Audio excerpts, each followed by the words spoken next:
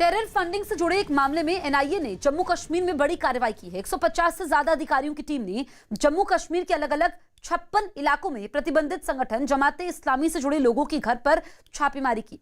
सूत्रों के हवाले से इस बात का पता चला है कि एनआईए को अपने इस मिशन 56 में कई अहम सबूत हाथ लगे हैं।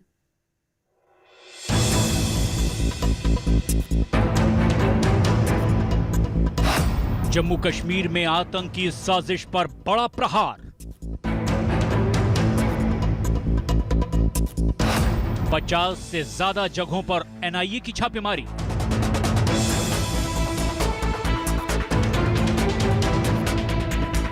देश में विदेशी साजिश में शामिल लोगों के घरों पर रेड।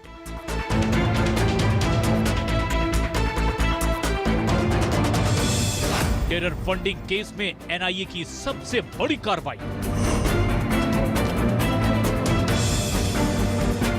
सरहद पर साजिश रचने वालों के खिलाफ एनआईए ने सबसे बड़ी कार्रवाई को अंजाम दिया है। आतंक के आकाओं पर नकेल कसने के लिए टेरर फंडिंग मामले में एनआईए ने जम्मू कश्मीर में 56 अलग अलग जगहों पर ताबड़तोड़ छापेमारी की है।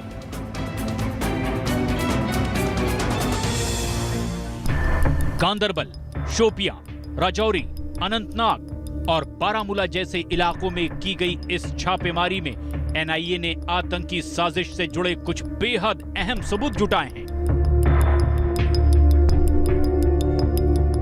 सूत्रों से मिली जानकारी के मुताबिक एनआईए ने प्रतिबंधित संगठन जमाते इस्लामी से जुड़े संगठनों और एनजीओ पर इस छापेमारी अभियान को अंजाम दिया है। सुबह करीब 5 बजे से ही एनआईए, जम्मू कश्मीर पुलिस और सीआरपीएफ की टीमों ने संदिग्ध इलाकों पर अपनी दबिश देनी शुरू कर दी।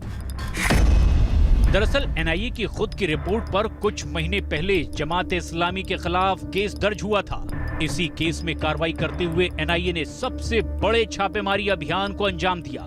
इस छापेमारी टीम में एनआईए के 5 एसपी और 150 के करीब अधिकारी शामिल थे। इस रेड को किश्तवाड़, डोडा, रामबन, पुलवामा, कुलगाम, बडगाम और श्रीनगर जैसे जिलों में अंजाम दिया गया। एनआईए ने इस मामले से जुड़ा केस 5 फरवरी 2021 को रजिस्टर किया था। जमाते इस्लामी नाम के जिस संगठन से जुड़े लोगों के घरों में छापेमारी की गई, उन पर आरोप है कि ये लोग सरहद के भीतर और बाहर से जकात, मौदा और बैतुल मल के रूप में चंदा इकट्ठा करते थे। इस चंदे को इकट्ठा करने के दौरान बताया जाता था कि इसका इस्तेमाल लोगों के हित में किया जाएगा, लेकिन जांच में ये बात सामने आई थी कि इस फंडिंग का इस्तेमाल न सिर्फ घाटी में हिंसा फैलाने के लिए किया जाता था, बल्कि इस फंड को हिजबुल मुजाहिदीन और लश्कर-ए-तैयबा जैसे आतंकी संगठनों के लिए इकट्ठा किया जाता था। इतना ही नहीं, जमाते इस्लामी संगठन कश्मीर के युवाओं को भड़काकर आतंक की आग में झोंकने का भी काम करता था। यही वजह थी कि साल 2019 में ही जमाते इस्लामी नाम के इस संगठन को केंद्र सरकार ने 5 साल के लिए प्रतिबंधित कर दिया था। बावजूद इसके जम्मू कश्मीर में इस संगठन की गतिविधियां लगातार चलती रही। यूपी के प्रयागराज में गंगा और यमुना नदी में